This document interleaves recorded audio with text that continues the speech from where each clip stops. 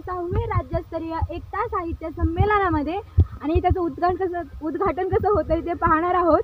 तर चला तर मग जाऊया। नमस्कार। तर आता आपण आलेलो आहोत स्पॉटवर। आज दिनांक 21 डिसेंबर 2023 रोजी ह्या कार्यक्रमाचं उद्घाटन आहे आणि हा कार्यक्रम 2 दिवस आहे। तर इथं अनेक शाळा जमा झालेल्या आहेत, अनेक शिक्षक त्यांच्या शाळेचे ते पण जमा झालेले आहेत आणि त्यांनी छानपैकी असा लेझिम डान्स बसवलेला आहे, तो तुम्ही पाहू शकता। आणि मोबाईलमध्ये तुम्हाला एवढं काही वाटणार नाही, जे वातावरण इथं रिअलमध्ये तयार झालेलं आहे ते एकदम खूप भारी आहे आणि एकदम मस्त वाटत आहे। ही गाण्यावर बसवलेली लेझिम आहे, बाई माझा ग शिवबा राजा ग बसला घोड्यावरी।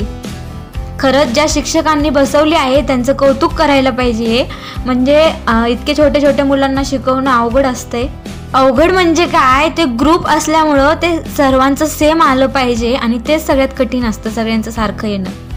आणि महत्त्वाची गोष्ट म्हणजे इतका मोठा कार्यक्रम एका खेड्या गावामध्ये एवढ्या उत्साहाने साजरा केला जात आहे। तुम्हाला माहिती आहे का, असा मोबाईल घेऊन बाहेर फिरणं खेड्यातल्या मुलींना केव्हाच चालत नाही।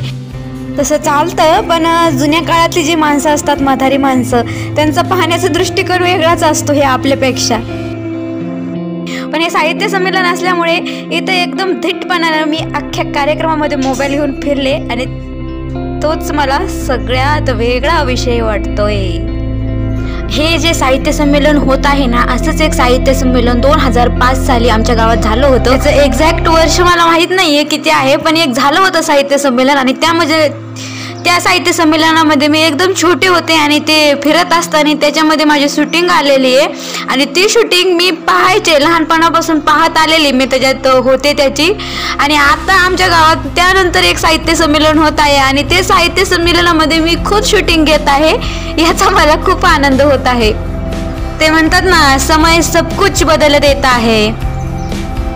आपण सगळ्यांनी वेगवेगळं साहित्य वाचलं पाहिजे। जर आपण वेगवेगळे साहित्य म्हणजे पुस्तकं वेगवेगळे वाचले तर आपला जगाकडे पाहण्याचा दृष्टिकोन बदलतो आणि आपण वेगवेगळ्या दृष्टिकोनातून एखाद्या गोष्टीचा विचार करायला लागतो। आपण फक्त एका खिडकीतूनच त्या विषयाकडे पाहत नाहीत। आणि हे वाचन हे असं आहे, हे आपल्या जीवनामध्ये खूप आवश्यक गोष्ट आहे।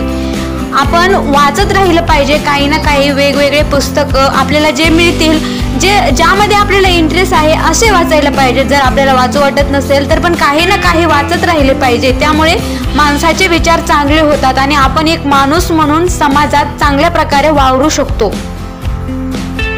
झालं माझ्या मराठी भाषेविषयी, तर आपल्याला माहितीच आहे की आपल्या मराठी भाषेमध्ये किती वेगवेगळ्या प्रकारच्या बोली आहेत। त्यासाठी मी एकच म्हणीन फक्त, लाभले आम्हास भाग्य बोलतो मराठी, जाहलो खरेच धन्य ऐकतो मराठी।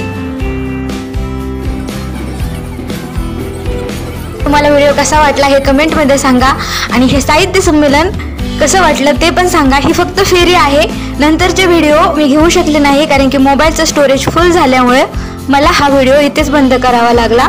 पुढचा कार्यक्रम पण खूप छान झाला। धन्यवाद।